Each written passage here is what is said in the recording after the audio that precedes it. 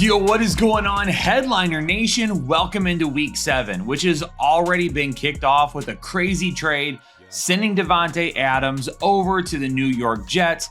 And if you missed that instant reaction video, that's already been posted, and we gave you that breaking news a little bit ago if you need to check it out. But this is a running back video, and we're going to be hopping into all of the matchups coming up in Week 7 and what that means for your running backs. But before we do that, I gotta remind everybody that we're doing a huge giveaway right now with our friends over at Underdog. If you get signed up over on Underdog and use code word headliners to make at least a $10 deposit and then play in any of their contests, you're gonna be entered into a drawing to win a full-size framed autographed Jonathan Taylor jersey. And not only are you going to be entered to win this, but you're going to get some goodies along with it. Because by using our code, you're going to get a super special pick'em that's almost guaranteed to hit, and you're going to get a deposit bonus of up to $1,000. And during this video, I'm going to give you a few of my pick'ems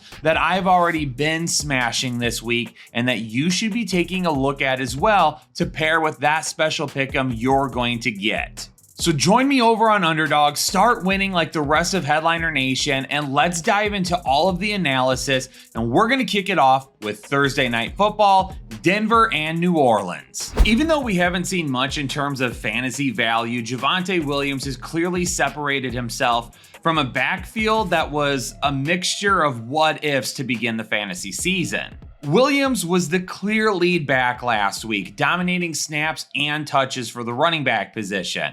And this week against New Orleans, it's a decent matchup. New Orleans allowing the 7th most rush yards and fantasy points to the running back position.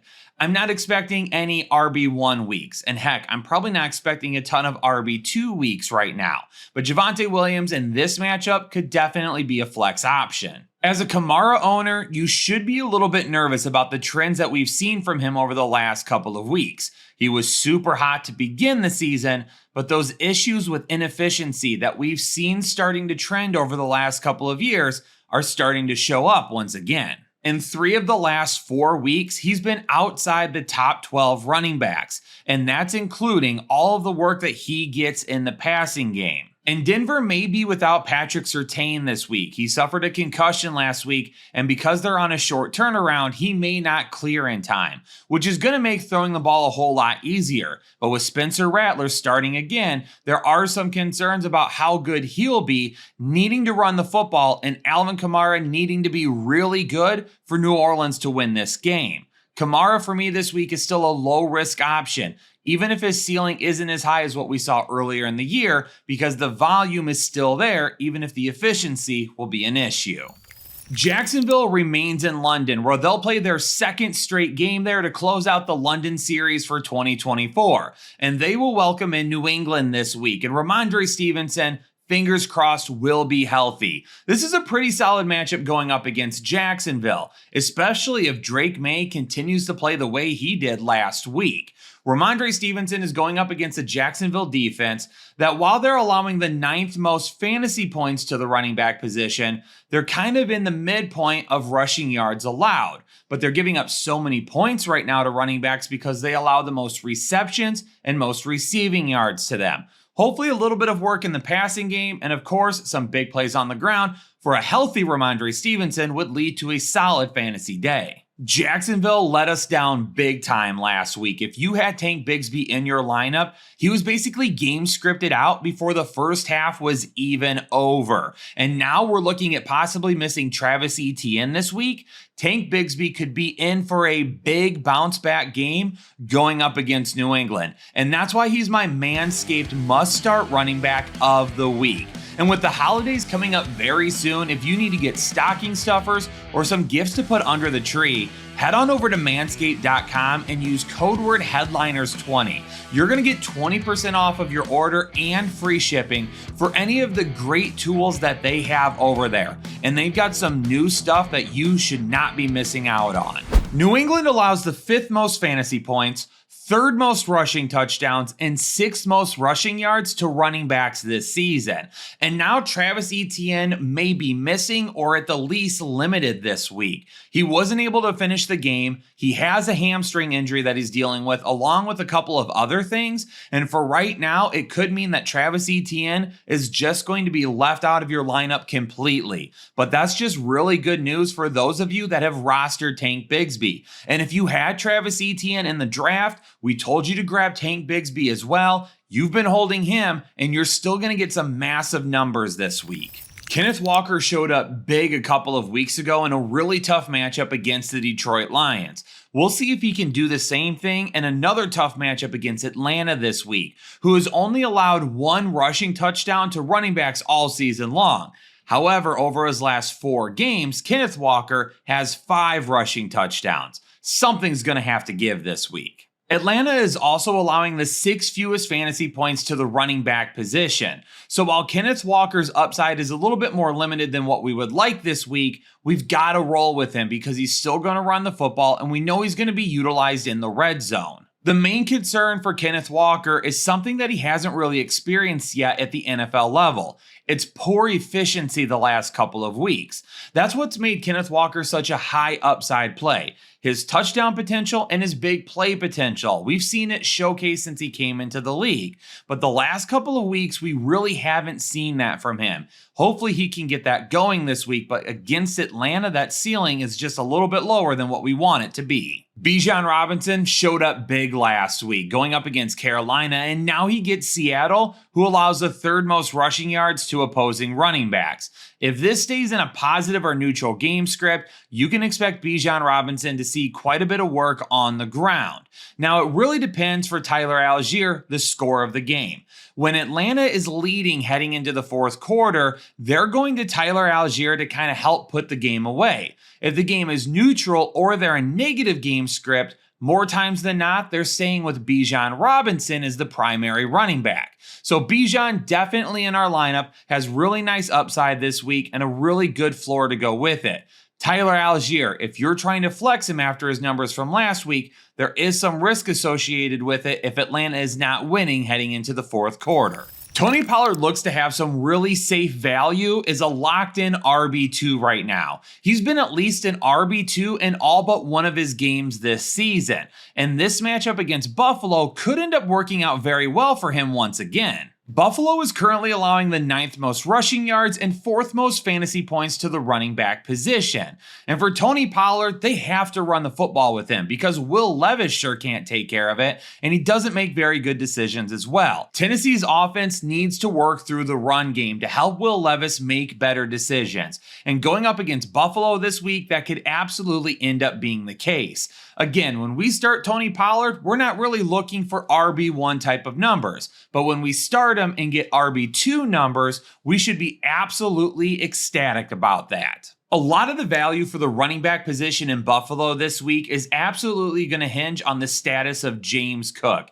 He looked like he was going to be good to go for Monday Night Football, and then last minute was ruled out, giving Ray Davis an opportunity to shine. But that's why trying to figure out what to do with Buffalo this week is going to be so complicated. Not only do we not know the status of James Cook yet, but this is a really tough matchup against a Tennessee defense that does a great job at stopping both the run and the pass. So now you have a tough matchup, and if you have James Cook and Ray Davis, who's going to see a majority of the touches? If Cook is still banged up, we could see a 50-50 split. Ray Davis absolutely earned a few more touches after his performance this past week, and that may be really tough for James Cook owners moving forward. Now, if James Cook ends up playing and is the starter, hopefully we see him at about 75% of the touches, which still could give him a decent floor even if his ceiling isn't all that great this week. But look for Ray Davis to still have some sort of an impact in the game plan. Whether that ends up being fantasy viable for him, I don't know yet, but it definitely could hurt James Cook.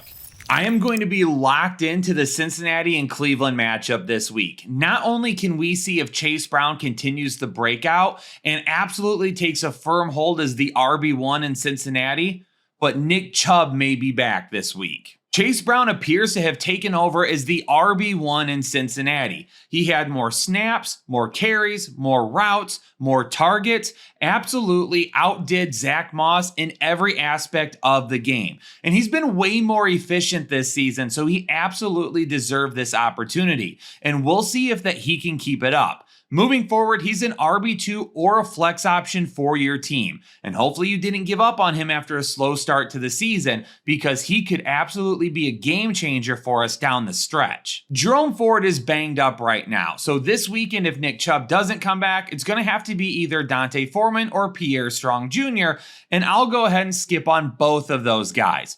It has not been confirmed that Nick Chubb will be playing this week. There was reports at the end of last week that he could return, but that hasn't been guaranteed as of yet. I'm sure he's going to go through practice this week, and we're going to see how he feels when the weekend comes up. But I'm going to tell you what right now. If Nick Chubb wasn't ready to play, Cleveland wouldn't put him out there. So if he is out there in this matchup, maybe he doesn't have a huge ceiling because he's still going to see limited touches. He could have a safe floor because of the matchup, and hopefully some big playability still exists. Houston fans and fantasy owners love to see Joe Mixon back on the field this past weekend. No reduced snap count, and he still had some big plays, looking 100% healthy. This matchup going up against Green Bay won't be the easiest in the world, but in the 2 full healthy games Joe Mixon has played this season, he's finished as the RB2 both times. The Texans are currently allowing the 8th fewest rushing yards and fantasy points to the running back position.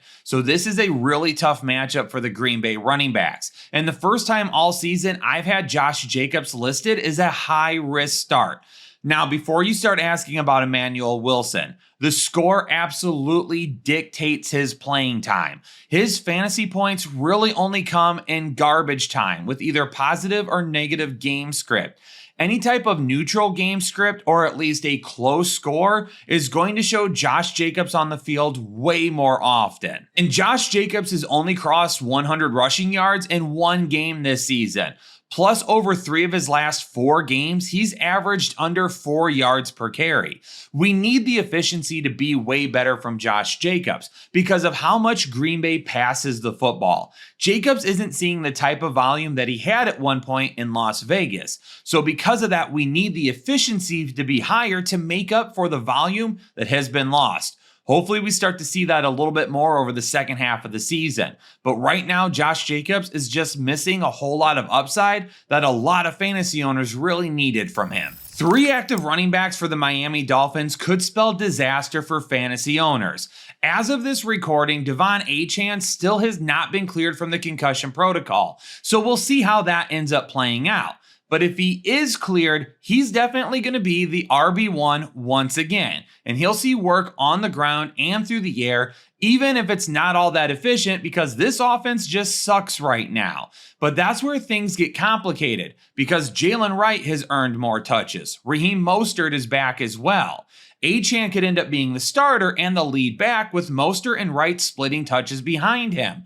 I hate to say it, and I don't wish anybody being injured or having to miss time because of being injured, but the best case scenario for Miami running backs this week from a fantasy perspective is that De'Von Achane would not be cleared, and then Mostert and Wright would have a little bit more value in a matchup going up against Indianapolis that should be in their favor. We will continue to monitor Jonathan Taylor throughout the rest of the week. Towards the end of week 6, he said he was feeling a whole lot better, that the pain had subsided, and he felt like he could get going very soon. But a lot of it is going to hinge on how much he practices this week. If he gets in even half a week of practice and is good to go for Sunday, he's absolutely going to be in our lineup. And this matchup could end up being really favorable for him. So he would be a low risk play for me. Now, if Jonathan Taylor is ruled out, Trey Sermon would become a mid-risk play for me. I think he's a little bit more touchdown dependent than he is gaining a bunch of yards and having an RB1 type of week, but as a flex option, he could end up being solid. If JT does end up playing, then Trey Sermon shouldn't be considered at all for your lineup. As not only a Lions fan, but as a Michigan fan as well, Aiden Hutchinson is one of the favorite players of the Richardson household. So watching him go down with a season-ending injury last week was absolutely gut-wrenching. That's one of those injuries to your favorite players where it just makes you feel awful even after a win. Detroit's going to need to rise up, and it's going to have to start by facing undefeated Minnesota this week. This is not going to be an easy matchup for the Detroit running backs. Jahmyr Gibbs carries a little bit more risk for me this week than what we're typically used to with him. While David Montgomery still is going to be a low risk start for me, even with a poor matchup, because Detroit's going to be in the red zone. They're going to get down there at some point in time, and it's almost bettable that David Montgomery is going to get more than enough touches down there to find the end zone. Because of that right there, it gives him a pretty safe floor this week, even if the ceiling isn't all that high. For Jahmyr Gibbs, he's going to need to be utilized a little bit more in the passing game this week. If they can do that, then he could find himself as a really nice RB2 this week. But I don't know, without a huge play, if he can find himself as a top 12 option. The Lions are currently allowing the 5th fewest fantasy points per game to opposing running backs. This was already going to be a difficult matchup on the ground for Minnesota, but they could also end up being without Aaron Jones. Now, as of this recording, Aaron Jones did practice on Monday, but he's got a ways to go to be cleared and ready to roll going up against the Lions. So keep an eye on that. Even with Aaron Jones, it's going to end up being a risky start for him. If he plays because of his big play potential and usage in the pass game, he still can end up being a good bet to return RB2 value. But if he ends up missing time, I'm not really sold on Ty Chandler being able to do anything. The Saquon Barkley revenge game is finally here, with the Eagles playing the New York Giants and him dressing up against his former team for the first time. And it's going to be in New York. One of two things are going to happen with Saquon Barkley. He's going to have a huge day, tell the New York fans to shove it and walk out of there with a win, or he's going to struggle all day long. I really don't think there's going to be any in between, but I definitely see Philadelphia feeding him the ball as much as they possibly can. The Giants are another backfield that we have to monitor this week because of the health of their starter. Devin Singletary ended up missing last week, and we're not 100% sure if he'll end up returning. If he does, Tyrone Tracy has probably earned some touches alongside Singletary, which would make both of these guys a high-risk option this week. But if Singletary were to miss again, Tyrone Tracy becomes a mid-risk option for me that really we're only considering if we don't have anyone viable for our flex spot. The Raiders have a decent matchup this week going up against the LA Rams, and we'll monitor throughout the entire week whether or not Zamir White could end up playing. If he does play, it makes him and Alexander Mattison both a high-risk option, even in a decent matchup, without knowing how the running back split may end up happening. But if Zamir White ends up missing again, Alexander Mattison becomes a flex-worthy start for me that I'll run out there if I don't really have any other options to cover my bases. The Raiders are currently allowing the 7th most rushing yards to the running back position, so lock me in for some big Kyren Williams upside this week.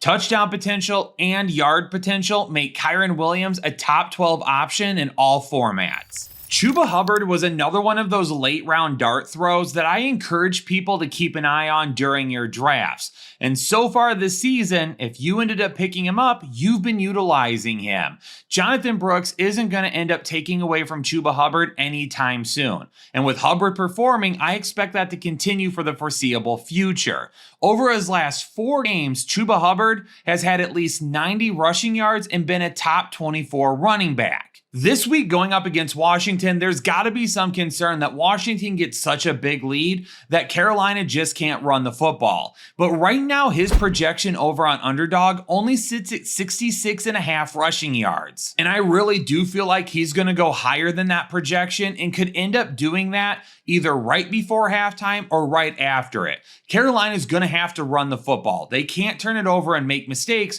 or Washington's just going to run the score up on them all day long. Run the football with Chuba Hubbard in a positive matchup, and Chuba Hubbard should end up being a safe option once again. I am really hoping that Brian Robinson Jr. returns from injury this week. Carolina is allowing the most fantasy points, the most touchdowns, and the most rushing yards to opposing running backs right now. And Brian Robinson would be set up for a huge day if he ends up being healthy and ready to go. When the NFL schedule was released this offseason, a Super Bowl rematch between Kansas City and San Francisco looked amazing for the running back position. Isaiah Pacheco versus Christian McCaffrey. Definitely one of those marquee matchups.